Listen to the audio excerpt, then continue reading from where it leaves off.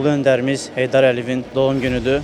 Azərbaycanın bütün sahələri üzrə Ulu öndərin xüsusi missiyası olmuşdur və onun layiqli kursunun davamçısı da cənab prezidentimizdir ki, bu günləri onun siyasətini layiqincə davam etdirir. Bununla da hər birimiz sadə bir vətəndaş kimi də fəxr hissi keçiririk ki, nə yaxşı ki, bizim dövlətimizin bu cür şəxsiyyətləri vardır. Yəni belə şəxsiyyətlər dünya üçün, dünya insanıdır. Tək bu Azərbaycan, Türk dünyası, müsəlman dünyası üçün deyil. Ona görə bu insan bütün arenadan çıxıb dünya siyasət tarixi şəxsiyyətə çevirir. Bu hər adama nəsib olmur. Bu 100 ildən, 1 ildə bir olur. Heydər Əliyev 1993-cü ildə Azərbaycan dövlətinin məhv olmasının xilaskarı oldu.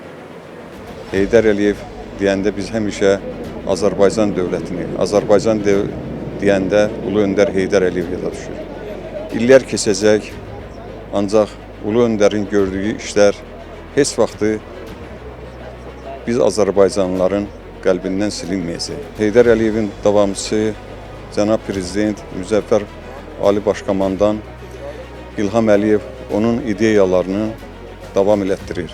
Doğrudan da biz xoşbəxt millətik ki, 44 günlük müharibədə biz qələbə çaldıq. 30 illər idi ki, bizim torpaqlar erməni işğalçıların əsarəti altında idi.